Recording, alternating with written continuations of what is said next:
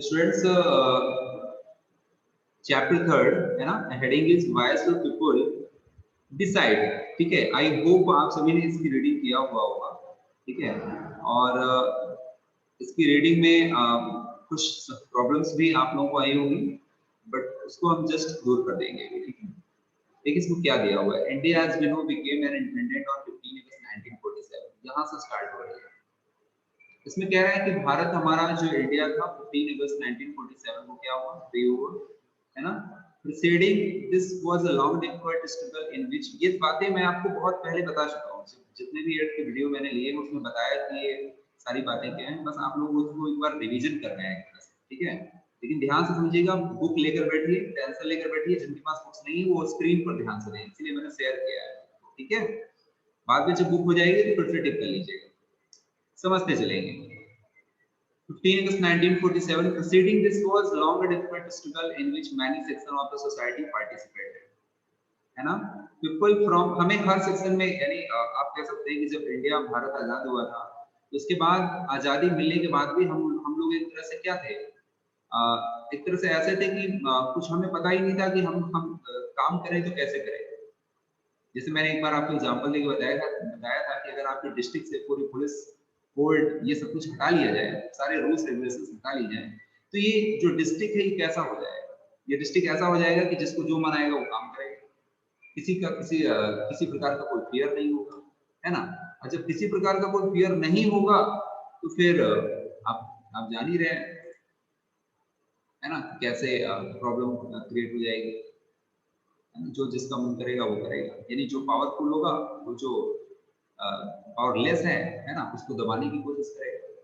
हमारा देश ऐसा ही था एक तरह से, यानी इतनी बड़ी जनसंख्या, इतनी बड़ी पॉपुलेशन, कोई रूल्स रेगुलेशन नहीं, कोई किसी प्रकार का डेवलपमेंट नहीं। जो ब्रिटिशर्स थे वो लगभग जो भी उनका रूल्स था वो उन्हीं के साथ में चला गया। और इस समय देश में इतनी पॉपुलेशन को कंट्रोल कर पाना बड़ा मुश्किल था। हर सेक्शन, यहाँ पर अलग अलग कास्ट के, रिलीजन के लोग थे, और उन सभी को आपस में बैलेंस करना बड़ा मुश्किल काम था। हाल ही फिलहाल में आपने देखा था कि हमारा पार्टीशन हुआ था, यानी आपको पता था कि पहले पूरा भारत हिंदुस्तान एक था, और उस हिंदुस्तान को जब 15 अगस्त 1947 को हमें ये पता चला कि आप आपका ये भारत है, आजादी जब हमें मिली तो पाकिस्तान उस समय बढ़ चुका था, पाकिस्तान बढ़ गया था। पाकिस्तान कैसे बना, भारत कैसे अलग हुआ, ये सारे डिस्कशन हम लोग हिस्ट्री में करेंगे। हिस्ट्री के चैप्टर 11 में, पुरानी बुक्स में चैप्टर 11 में, जहाँ पर हम लोग वहां पर 1850 से लेकर 1947 तक की बात करेंगे, तो वहां पर हिस्ट्री में हम लोग डिस्कशन करेंगे। बड़ा ही इंटरेस्टिंग चैप्टर है, जहां पर हम गांधी जी के बारे में पढ़ेंगे, असहयोग आंदोलन के बारे में, नॉन कॉपरेशन मूवमेंट है ना, क्विटिंग मूवमेंट है, ये सारा मूवमेंट जो है हम लोग, बड़ा इंटरेस्टिंग चैप्टर है वो, और बहुत मजा आएगा आपको उसको हिस्ट्री में पढ़ने में। वहां पर डिस्कशन करेंगे। अभी केवल आप यहाँ पर ये समझ लीजिए कि पार्टीशन हो चुका है, पाकिस्तान बढ़ चुका है, और पाकिस्तान के बढ़ने के बाद, पाकिस्तान के बढ़ने के बाद भारत के पास अब इतना बड़ा भारत देश, उसके सामने हजारों की, है ना, कई कई प्रकार की समस्याएं कि कैसे अपने देश को ऊपर ले जाना है। कोई रूल्स रेगुलेशन नहीं था, ठीक है, कोई भी रूल्स रेगुलेशन नहीं था। तो इस चीज को दूर करने के लिए, इस चीज को दूर करने के लिए कुछ प्रयास किए गए, है ना। हम लोगों को एक रूल्स रेगुलेशन बनाना था, और हम लोगों ने बताया, हम लोगों ने बताया कि कई तरह से, है ना, कई तरह से किसी का देखिए पढ़ने में मन नहीं लग रहा है, स्क्रीन शेयर हम कर रहे हैं तो उनका मन नहीं लग रहा है ना, वो अपना यही करने में लगे हुए हैं। तो ये तो मैं स्क्रीन शेयर नहीं करता हूँ, आप लोग को ऐसा ही लेक्चर दे रहे हो। आराध्या तिवारी, आप लोगों को जैसे रीडिंग नहीं करनी है क्या?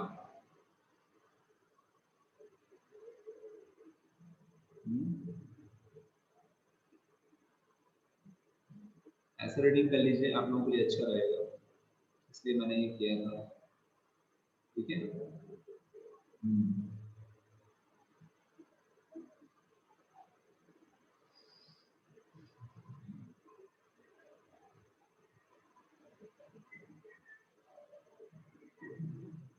सो ये सारा स्ट्रगल अभी से बुक में देख रहे हैं। This was a long difficult struggle in which many section of the society participated, people from various backgrounds joined the struggle. इस संघर्ष में कई लोगों ने, संघर्ष चल रहा था ना, देश आजाद हुआ, लोगों के बीच में आपस में संघर्ष था, देश के जो नेता थे वो आपस में एक नए संविधान को, नए कॉन्स्टिट्यूशन को बनाने का प्रयास कर रहे थे, है ना। ये सारा डिस्कशन हम लोग एक दिन कर चुके हैं कि कॉन्स्टिट्यूशन की क्यों हमें जरूरत पड़ी है, ठीक है, कॉन्स्टिट्यूशन की हमें क्यों जरूरत पड़ी है।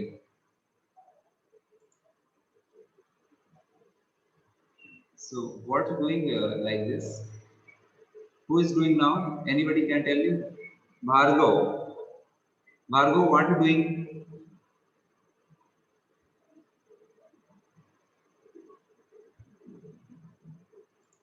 Bhargav.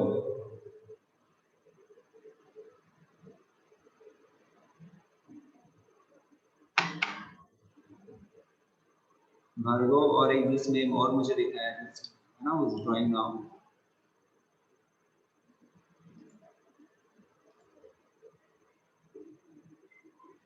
So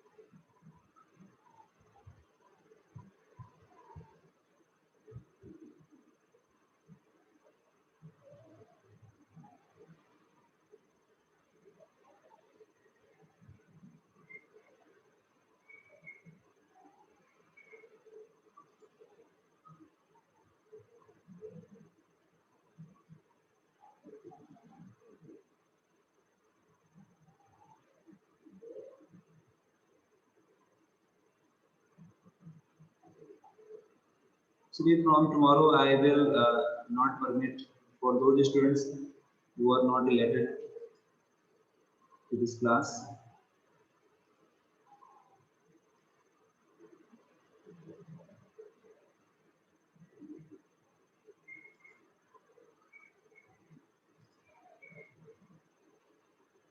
From tomorrow I will not permit. Lock system यहाँ पर स्टार्ट कर देता हूँ आज तो, ठीक है, आज परमिट कर दिया है। और जिनके भी इसमें नेम नहीं है that will be removed. Okay, so जो आपका स्कूल नेम है उसी के साथ में आप लोग एंट्री करिए।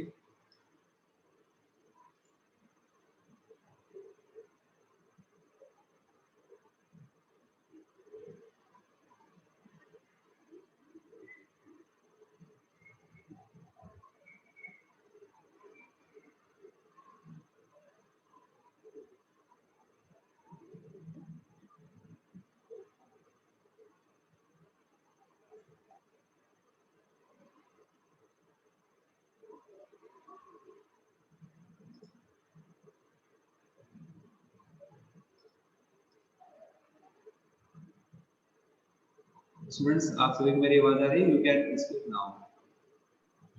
Yes sir. Yes, Yes, sir. Yes, sir. Yes, sir. Bhargav कौन? ये भार्गव कौन बताइए मुझे। भारद्वाज भार्गव नाम से कोई बच्चा था, मैंने रिमूव किया है जस्ट। फ्रॉम लेफ्ट कर दिया।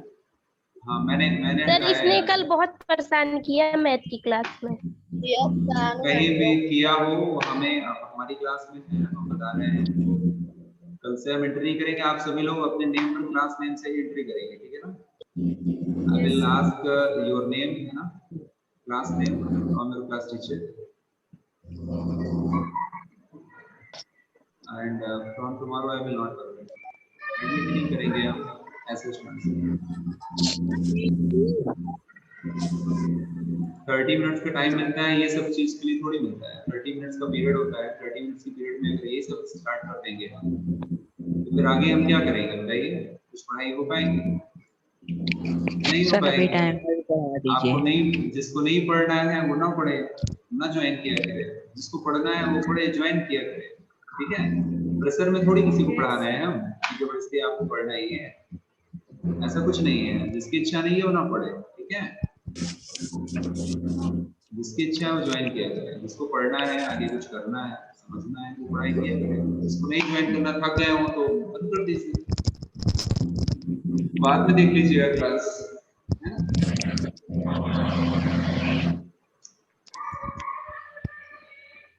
ये हाँ, तो ये डिस्कशन चल रहा था हमारा, यहाँ तक हो गया था, है ना, पीपल फ्रॉम वेरियस बैकग्राउंड्स और ये पार्टिसिपेशन, ठीक है, ये यहाँ तक हम लोग डिस्कस कर रहे थे। ये जो बातें लिखी है ना, इन बातों को बड़े ध्यान से आपको सुनना है, समझना है, ये बहुत गहराई में लिखी हुई बातें हैं, ठीक है।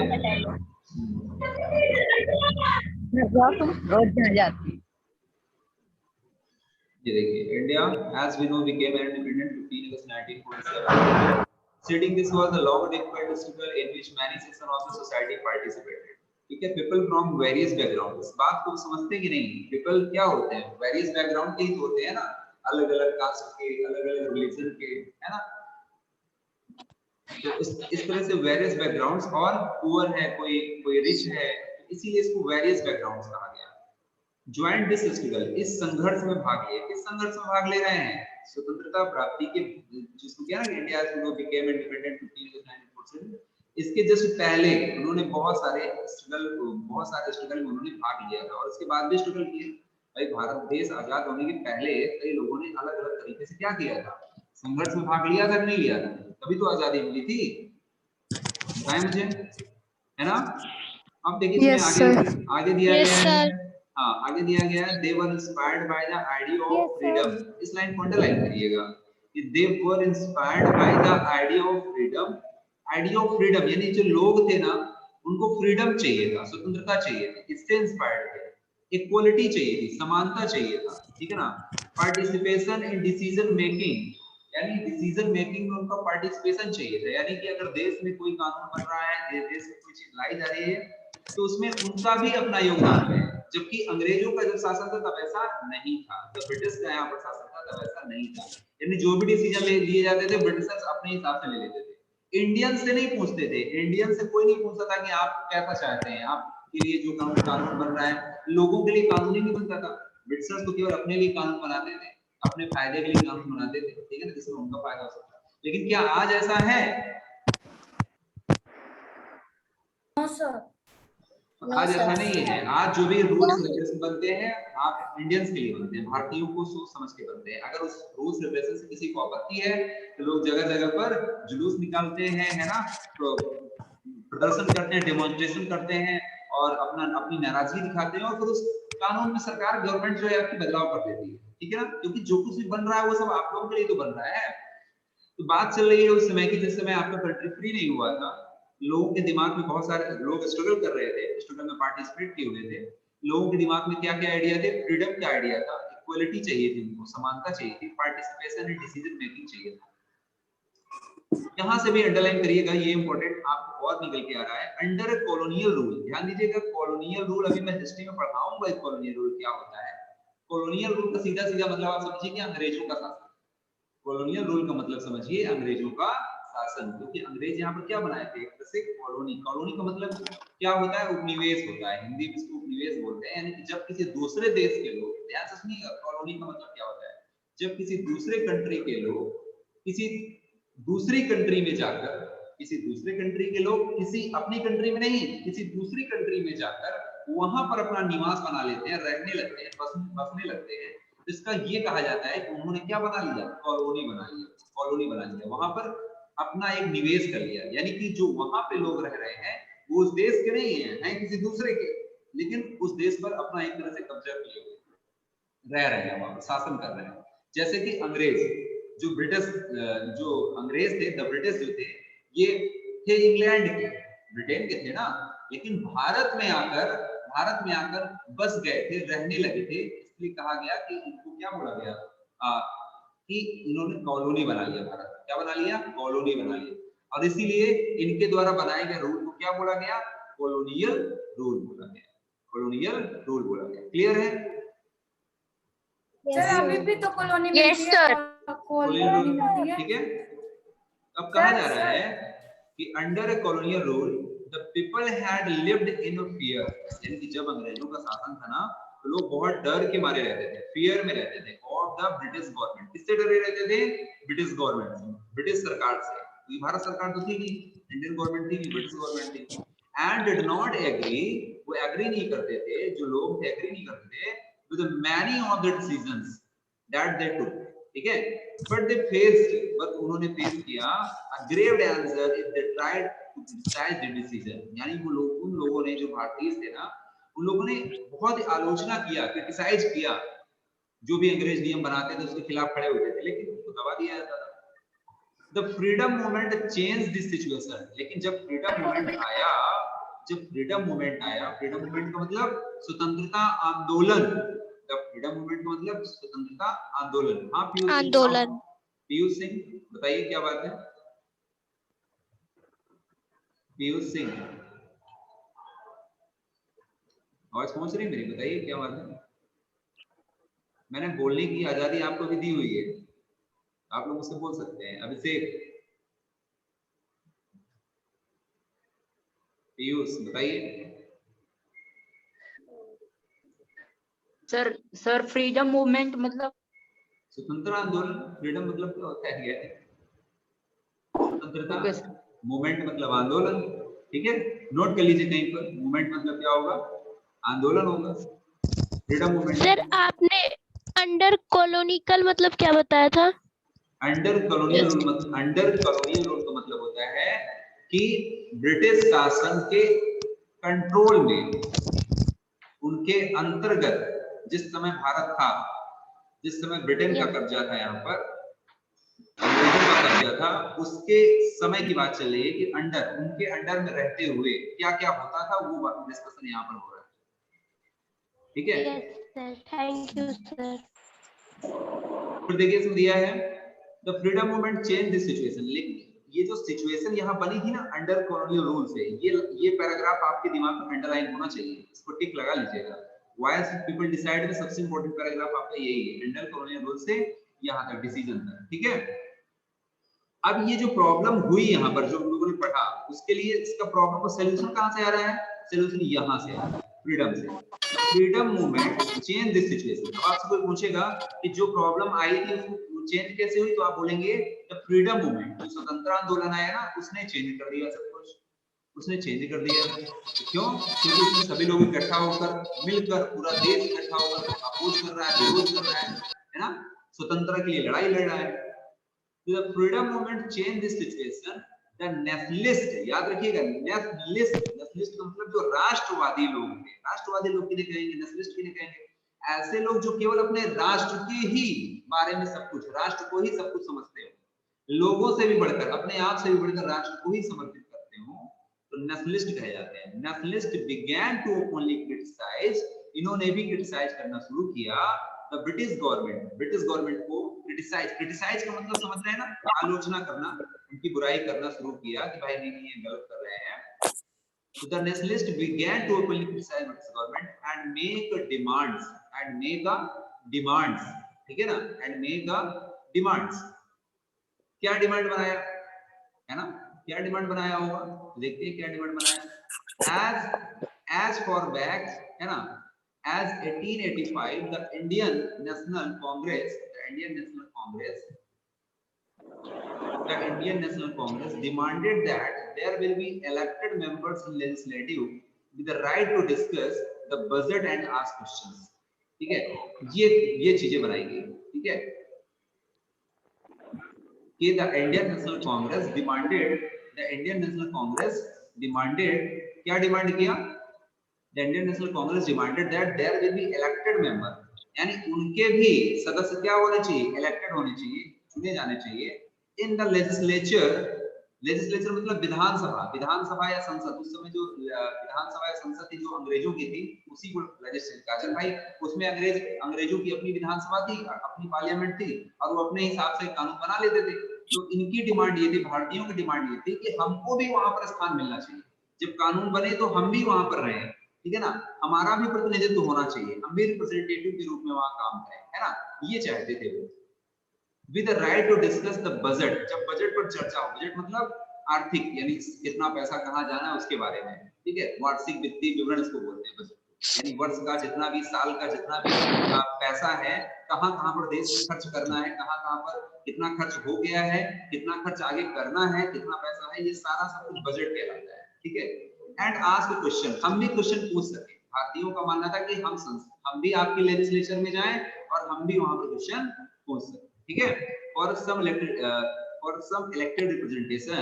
while these early legislature under the British government were in response to growing demands of the nationalists.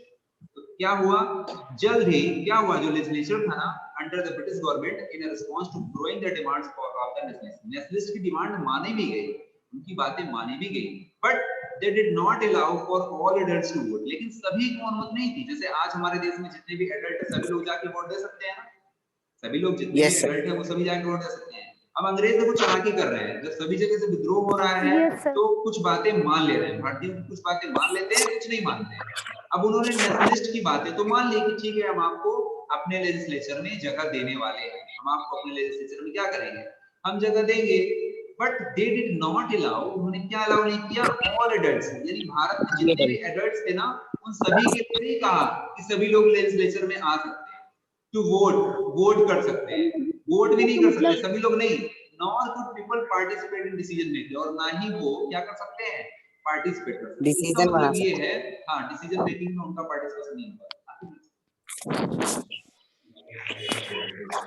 तो इसका मतलब ये था कि उन्होंने कुछ लोगों को संतुष्ट करने के लिए, सेटिस्फाई करने के लिए थोड़ा बहुत तो प्रयास किया, लेकिन मोस्टली नहीं किया, एक तरह से मना ही कर दिया। ठीक है, तो ये देखिए थोड़ी थोड़ी बात अभी हम लोग इसमें डिस्कस कर रहे हैं, और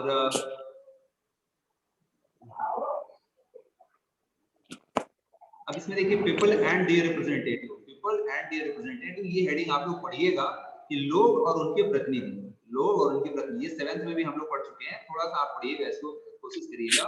ठीक है, कल इसके बारे में थोड़ा स्पीड से हम लोग ये चैप्टर कंप्लीट करेंगे, और फिर द रोल ऑफ पार्लियामेंट पढ़ेंगे, यानी पार्लियामेंट के बारे में हम लोग समझ चुके हैं, लोकसभा राज्यसभा प्रेसिडेंट समझ चुके हैं, केवल अब हमें अपनी बुक के हिसाब से समझना है।